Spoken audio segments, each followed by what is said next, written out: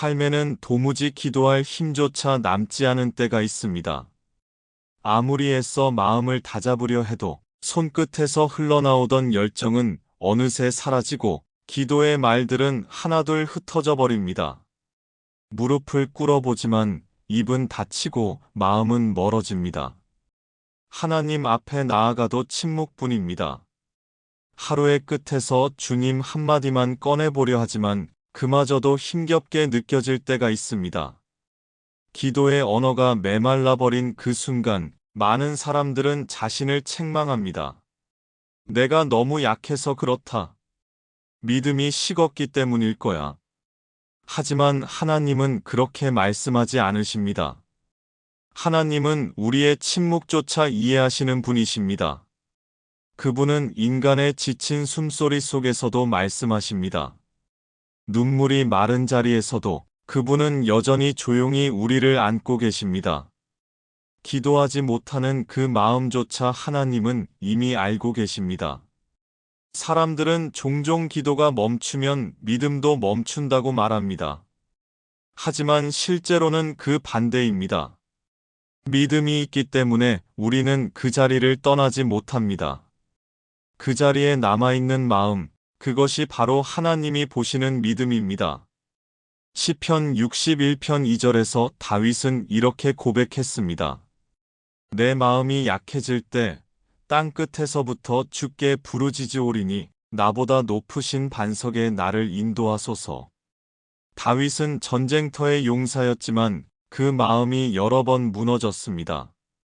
그는 자신의 약함을 숨기지 않았습니다. 그는 단 한 가지를 알았습니다.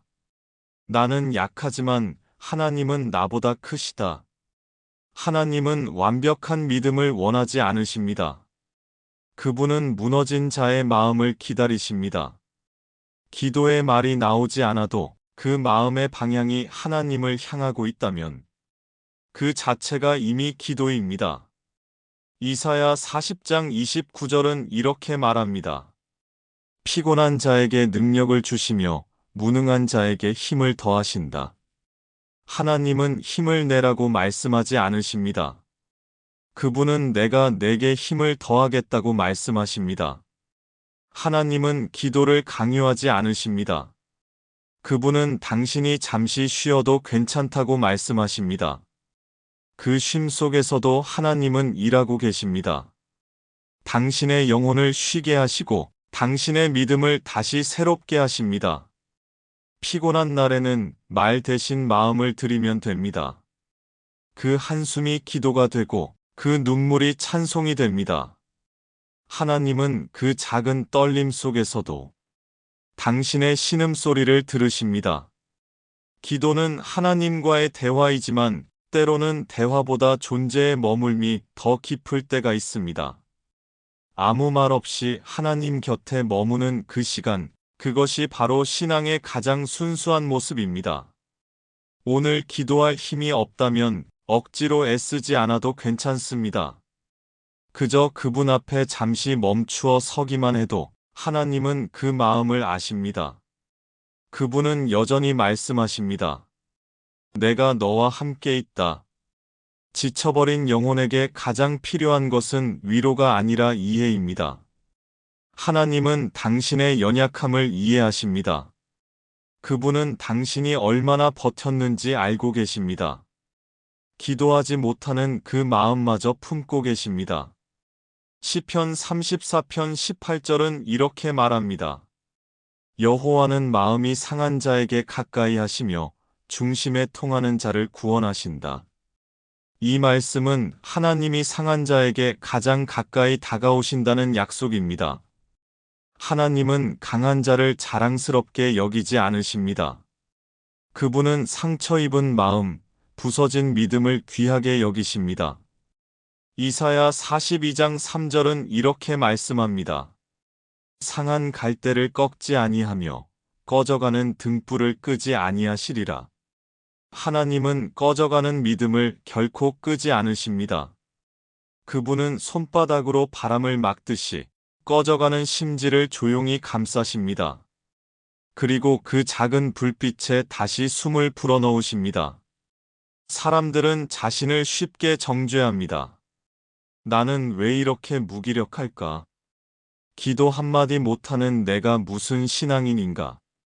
하지만 하나님은 그렇게 보지 않으십니다.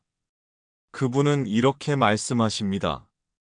나는 너의 피곤함을 안다. 나는 너의 침묵을 안다. 나는 네가 울지 않아도 내 마음을 안다.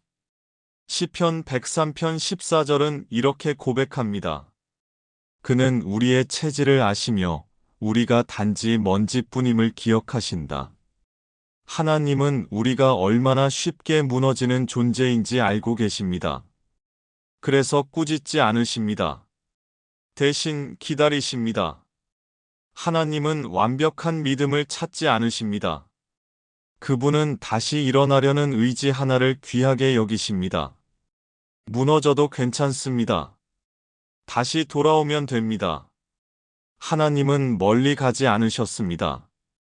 오히려 더 가까이 와 계십니다.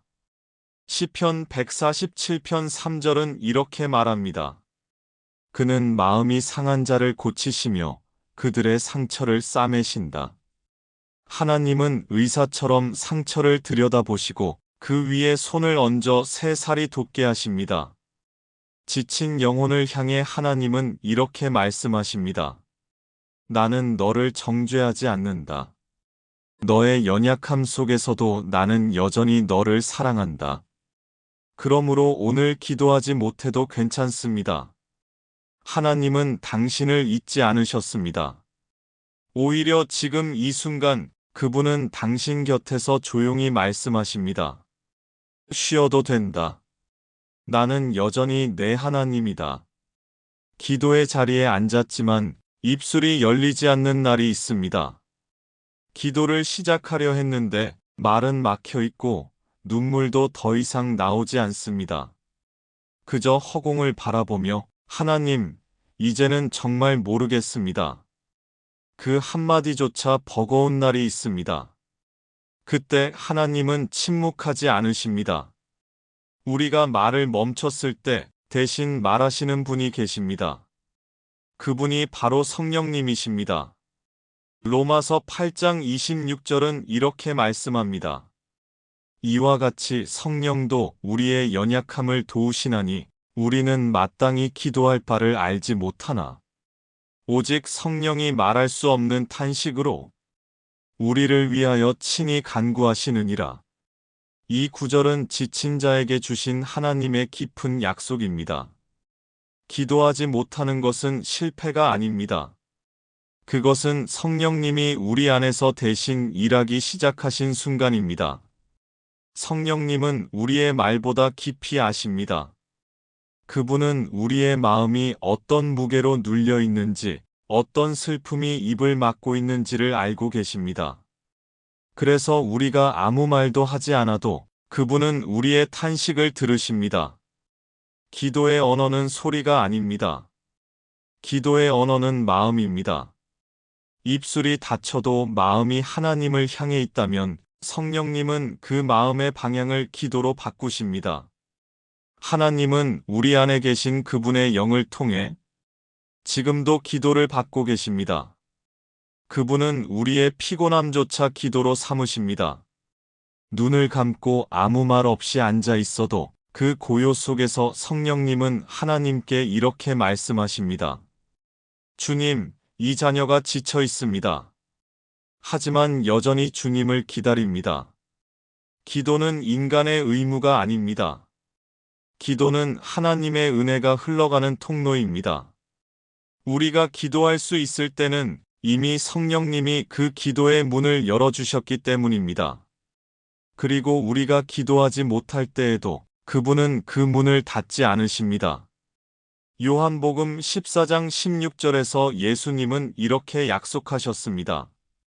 내가 아버지께 구하겠으니 그가 또 다른 보혜사를 너희에게 주사 영원토록 너희와 함께 있게 하시리라.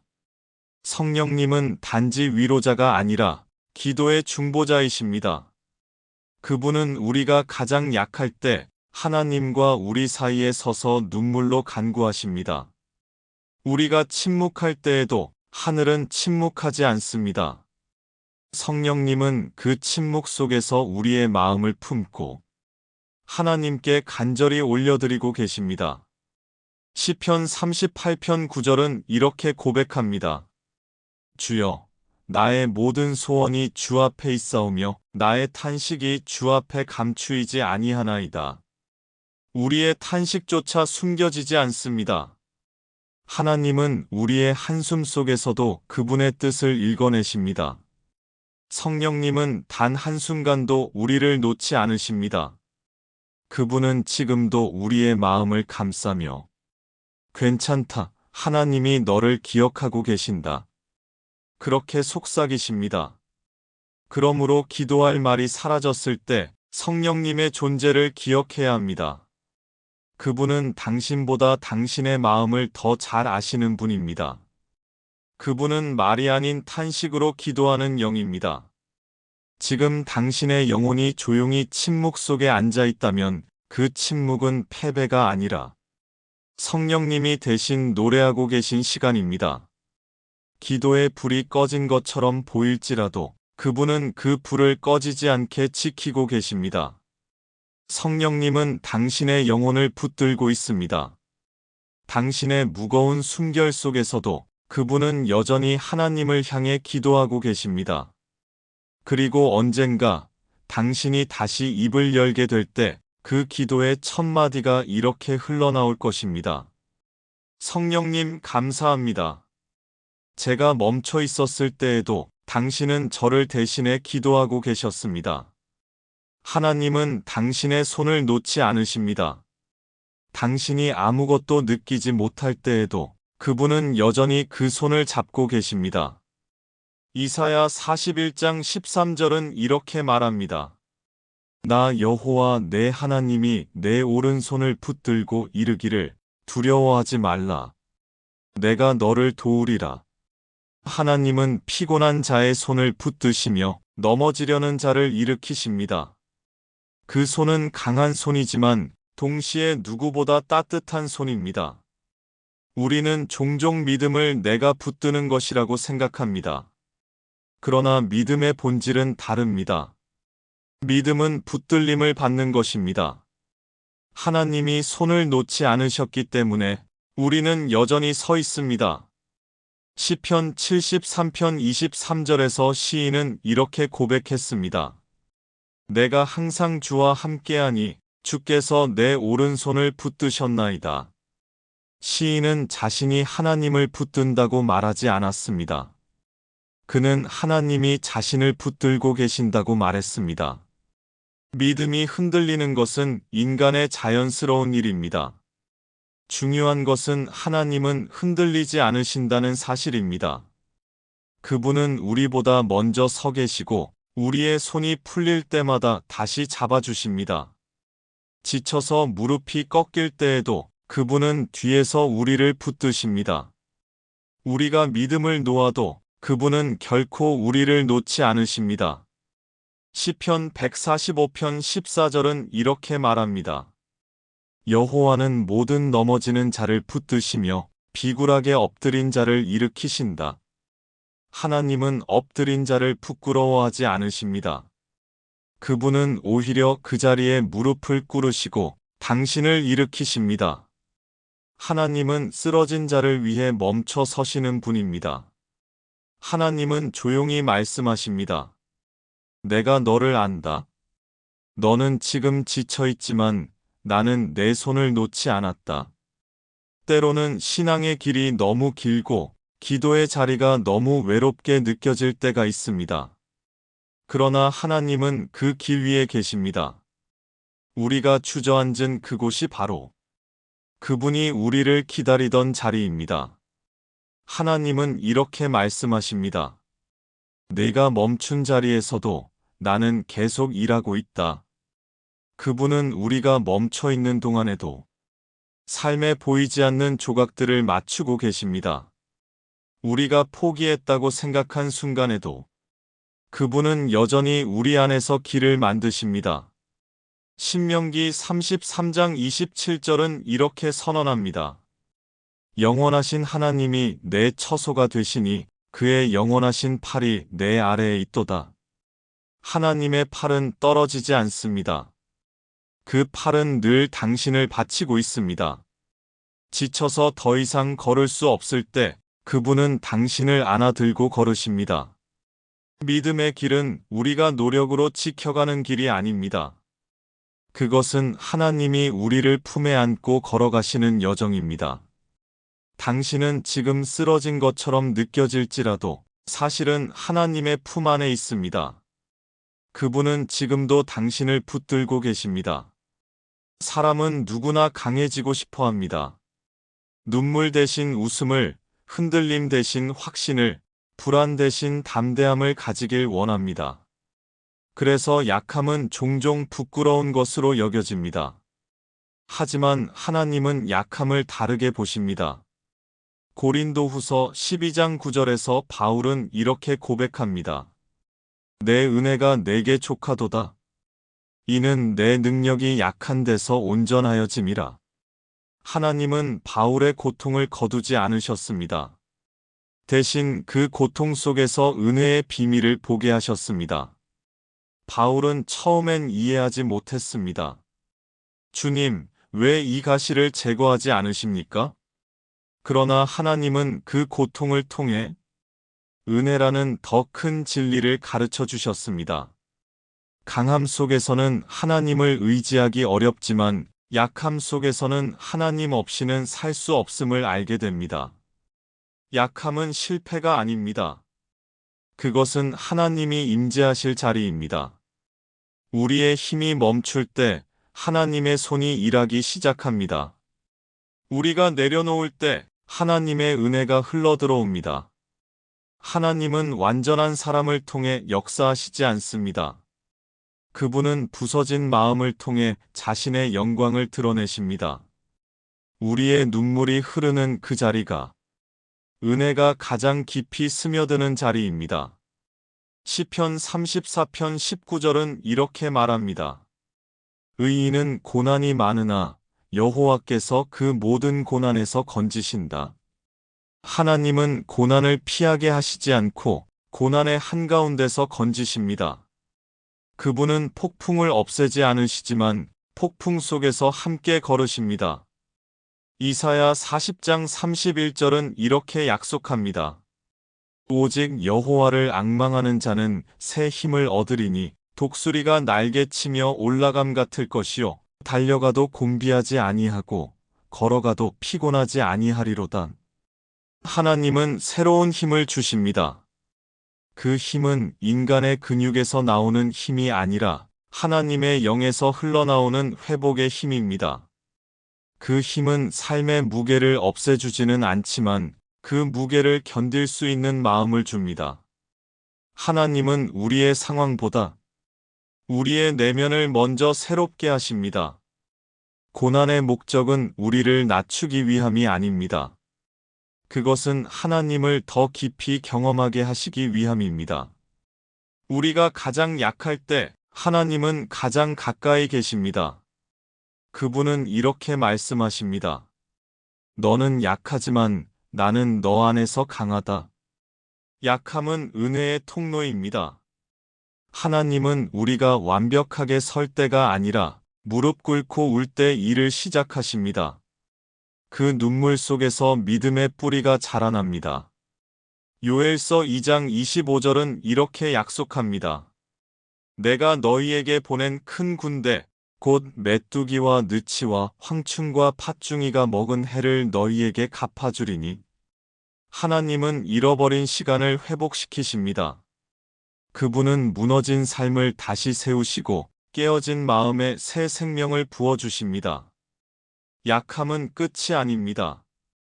그것은 새로운 은혜의 시작입니다. 하나님은 지금도 당신의 약함을 재료로 삼아 그분의 뜻을 만들어가고 계십니다. 기도를 해도 아무 일도 일어나지 않을 때가 있습니다. 하나님은 대답하지 않으시고 하늘은 닫힌 듯 고요하기만 합니다. 그 침묵 속에서 마음은 점점 불안해집니다. 하나님은 나를 잊으신 걸까? 내 기도는 하늘에 닿지 못한 걸까? 그러나 하나님의 침묵은 부재의 증거가 아닙니다. 그분의 침묵은 종종 더 깊은 응답의 전조입니다. 하나님은 말씀하지 않으실 때조차 여전히 일하고 계십니다. 하박국 2장 3절은 이렇게 말합니다. 이 묵시는 정한 때가 있나니 비록 더딜지라도 기다리라. 지체되지 않고 반드시 응하리라. 하나님은 당신의 시간표를 따라 일하십니다. 그분의 응답은 결코 빠르지도 결코 늦지도 않습니다. 우리의 시계는 초를 세지만 하나님의 시계는 영원을 세기 때문입니다. 하나님의 침묵은 우리를 단련하는 시간입니다. 그분은 응답을 미루시는 것이 아니라 우리의 믿음을 준비시키고 계십니다. 욥기 23장 810절에서 욥은 이렇게 고백합니다. 그가 왼쪽에 일하시나 내가 만날 수 없고 오른쪽으로 돌이키시나 배울 수 없구나. 그러나 내가 가는 길을 그가 아시나니 그가 나를 단련하신 후에는 내가 정금같이 나오리라. 하나님은 숨어 계신 것이 아니라 우리를 정금처럼 빚고 계신 것입니다.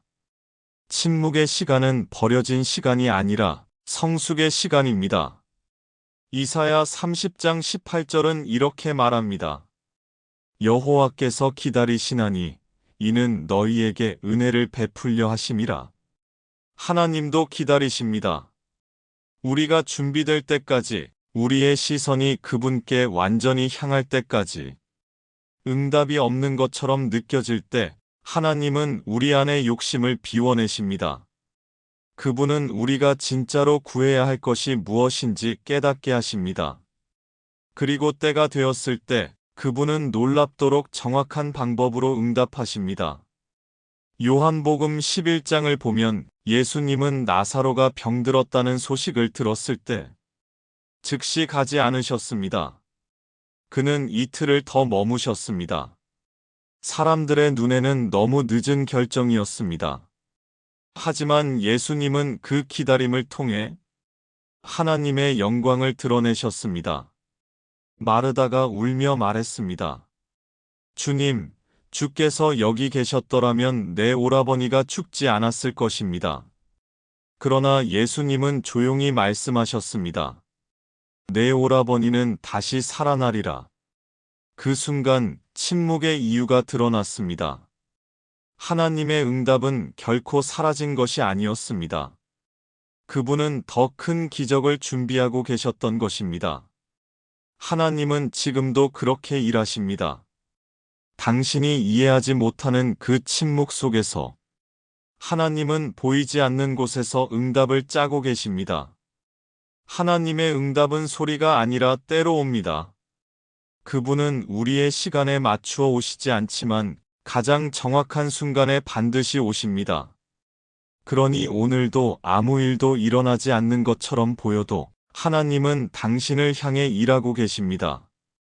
그분은 당신의 인생이 무너지지 않도록 보이지 않는 손으로 기초를 다지고 계십니다. 하나님의 침묵은 거절이 아니라 그분의 깊은 사랑의 표현입니다. 그분은 당신의 믿음을 무너뜨리지 않기 위해 잠시 기다리고 계십니다. 때로 응답이 더딘 이유는 하나님이 더 큰 응답을 준비하고 계시기 때문입니다. 지금은 이해되지 않아도 나중에는 반드시 고백하게 될 것입니다. 하나님은 그때도 일하고 계셨습니다. 기도의 말이 사라질 때 하나님은 말씀으로 우리를 일으키십니다. 말씀은 단순한 문장이 아닙니다. 그것은 하나님이 직접 건네시는 순결입니다. 기도가 멈춘 순간에도 말씀은 멈추지 않습니다. 우리가 말하지 못할 때에도 하나님은 말씀으로 대답하고 계십니다. 시편 119편 105절은 이렇게 말합니다. 주의 말씀은 내 발의 등이요 내 길의 빛이니이다. 이 말씀은 길을 잃은 자에게 주시는 하나님의 손전등과 같습니다. 어둠을 완전히 사라지게 하지는 않지만 한 걸음 앞을 비출 만큼의 빛을 줍니다. 하나님은 우리에게 인생의 모든 해답을 한 번에 주지 않으십니다. 대신 오늘 걸어야 할 한 걸음의 방향을 보여주십니다. 말씀은 우리의 감정을 억누르지 않습니다. 말씀은 그 감정 안으로 들어와 눈물 속에 빛을 비추는 하나님의 위로입니다. 기도의 자리가 무너졌을 때 말씀은 우리를 그 자리로 다시 데려옵니다. 시편 34편 18절은 이렇게 약속합니다. 여호와는 마음이 상한 자에게 가까이 하시며 중심에 통하는 자를 구원하신다. 이 구절을 천천히 되뇌면 하나님의 숨결이 가슴 속에서 다시 느껴집니다. 이 말씀은 상한 마음을 붙잡고 일으키는 하나님의 손과도 같습니다. 요한복음 14장 27절에서 예수님은 이렇게 말씀하셨습니다. 평안을 너희에게 끼치노니 곧 나의 평안을 너희에게 주노라. 내가 너희에게 주는 것은 세상이 주는 것과 같지 아니하니라. 이 평안은 환경이 바뀌어 오는 평안이 아닙니다. 고요한 믿음의 자리에서 하나님이 직접 주시는 내면의 쉼입니다. 이 평안은 폭풍 속에서도 마음이 무너지지 않게 붙들어줍니다. 말씀은 영혼의 호흡입니다. 숨이 막힐 때 말씀을 읽으면 그 구절이 산소처럼 우리 안에 들어옵니다. 하나님은 나를 잊지 않으셨다. 그 한 문장이 믿음을 다시 일으킵니다. 때로는 하루에 한 구절만 붙들어도 충분합니다. 그 한 구절이 어둠을 견디게 하고 그 하루를 지나게 합니다. 하나님은 그 하루의 믿음 위에 다음 하루의 은혜를 더하십니다. 말씀은 기도를 되살리는 불씨입니다. 기도는 말씀을 만나면 다시 살아납니다. 그 말씀이 마음속에서 기도로 바뀌고 그 기도는 다시 희망이 됩니다. 히브리서 4장 12절은 이렇게 말합니다. 하나님의 말씀은 살아있고 활력이 있어 좌우의 날 선 어떤 검보다도 예리하여 혼과 영과 및 관절과 골수를 찔러 쪼개기까지 하며 또 마음의 생각과 뜻을 판단하나니. 이 말씀은 단순한 교훈이 아닙니다. 그것은 살아있는 능력이며 무너진 영혼 속으로 들어가 생명을 회복시키는 하나님의 손길입니다. 하나님은 지금도 말씀을 통해 당신에게 속삭이십니다. 두려워하지 말라. 내가 너와 함께함이라. 이 한마디는 수많은 설명보다 강한 힘을 가집니다. 이 말씀은 지금 이 순간에도 하나님이 여전히 당신을 지켜보고 계신다는 선언입니다. 말씀 한 구절은 지친 영혼을 다시 세웁니다. 그 말씀을 붙들 때 기도는 다시 시작되고 믿음은 다시 살아납니다. 말씀은 하나님이 오늘 당신에게 보내신 편지입니다. 그 편지를 읽을 때 그분의 사랑은 다시 느껴집니다. 하나님은 완벽한 기도를 원하지 않으십니다. 그분은 다시 기도의 자리로 나아오는 용기 하나를 기뻐하십니다. 기도는 멋진 문장으로 드리는 것이 아닙니다. 기도는 하나님께 돌아가는 마음의 움직임입니다. 히브리서 4장 16절은 이렇게 초대합니다. 그러므로 우리는 긍휼하심을 받고 때를 따라 돕는 은혜를 얻기 위하여 은혜의 보좌 앞에 담대히 나아갈 것이니라. 하나님은 담대히 나오라고 말씀하십니다. 죄책감이나 두려움 때문에 숨지 말라고 하십니다. 그분은 이미 우리의 연약함을 아시고 기다리고 계십니다. 하나님은 기도를 다시 시작하는 그 한순간을 기뻐하십니다. 주님, 너무 오랜만입니다. 그 단 한마디의 고백에도 하나님은 눈물처럼 다가오십니다. 그분은 이렇게 말씀하십니다. 나는 네가 멈춘 자리에서도 너를 기다렸다. 너의 눈물을 보았고 너의 마음을 안다. 이제 다시 나와 함께 걸어가자. 기도는 관계의 회복입니다. 기도는 하나님의 품으로 다시 들어가는 문입니다. 한 걸음만 내디디면 그분은 당신을 향해 달려오십니다. 누가복음 15장의 탕자는 모든 것을 잃고 아버지의 집으로 돌아왔습니다. 그는 이렇게 생각했습니다. 나는 더 이상 아들이 아니라 종으로 살아야 한다. 그러나 아버지는 그를 꾸짖지 않았습니다. 그분은 달려와 품에 안고 말했습니다. 이 아들은 죽었다가 다시 살아났다. 하나님은 지금도 그 아버지이십니다. 그분은 잃은 자를 찾으시고 돌아온 자를 안으십니다.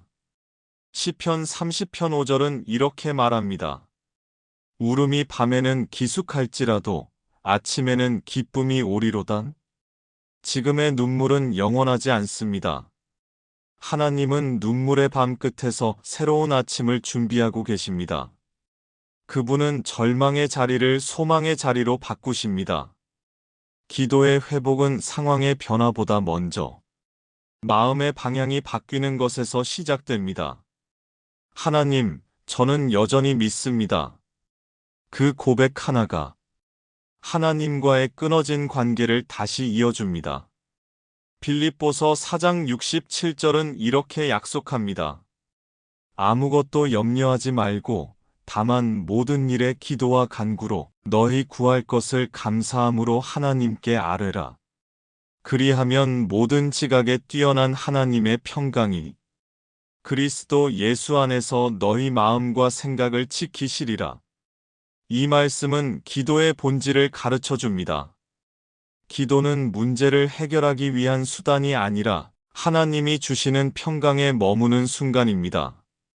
하나님은 당신의 문제보다 당신의 마음을 먼저 회복시키십니다.